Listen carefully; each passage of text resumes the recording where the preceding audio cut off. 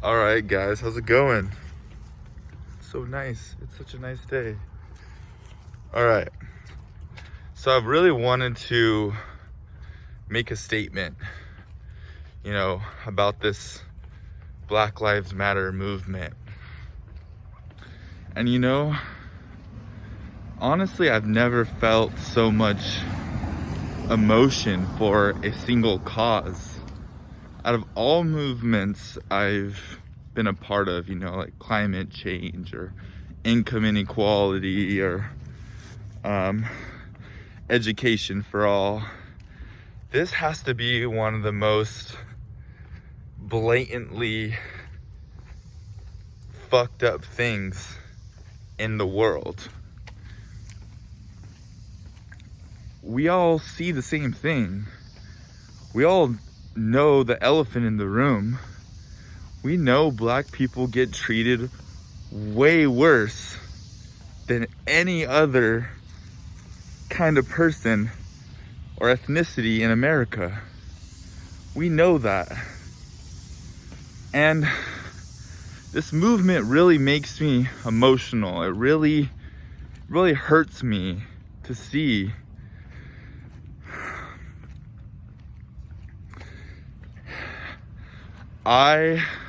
The George Floyd video messed me up. It really did mess me up. I was stunned for a couple days. But what really took the life out of me? Watching the Jacob Blake video. I remember exactly where I was. I was sitting at my desk. I don't know, I was watching the news or something. But I saw that video and I saw how malicious that entire entanglement was. To see someone walking away, regardless of race, to see someone not trying to hurt another person and seeing a coward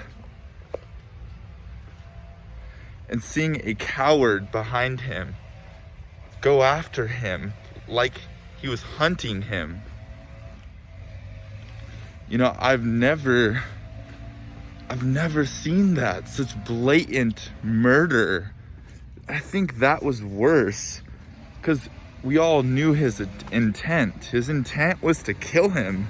When you shoot someone in the back 7 times, one, you're obviously intimidated and hurt by this person. Like, to have to shoot someone or even punch someone in the back, they have to really get under your skin. And that had to have been the saddest thing on earth.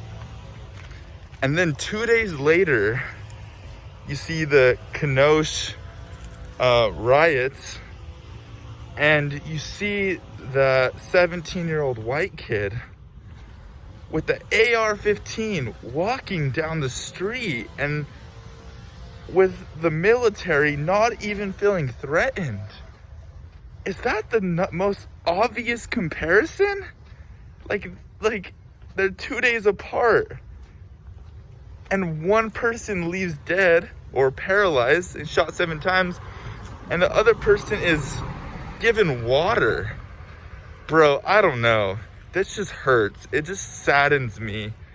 The world is such a fucked up place. Like, as a human being, there's no way you can validate what the 17-year-old did. He killed 2 people. There's no one in their right mind who can validate this kid's actions. And if you can, you were just so confused, and your perception of the world is so distorted that you see that. It's so just like easily, it's black and white. I hate to use that analogy, but it's just so black and white. Man, I don't know. If there's one thing that I think I would die for, there's not a lot of things I would die for, I would give up my life for this thing. The Black Lives Matter movement is something I would give up my life for. I would die to see these people free and have equal treatment and be respected when they walk into a grocery store, they're walking down the street, and not be in fear of a white man trying to murder them. You know, this is, I can't talk about it enough, but this is one of the most important movements in my entire life, or maybe in the entire world. You know, man, and I guess that's it. That's all I gotta say, you know, because all I gotta do is support, and my actions speak louder than my words, you know. I will do everything I can to help.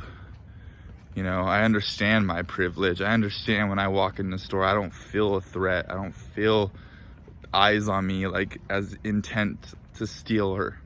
You know, I am privileged, and I know that. So I'm gonna use my privilege as much as I can to push change. And I would love, I'm not afraid to have that conversation. I'm gonna have that conversation with Jacob Blake in comparison to the 17-year-old murderer with my dad or with other conservative people.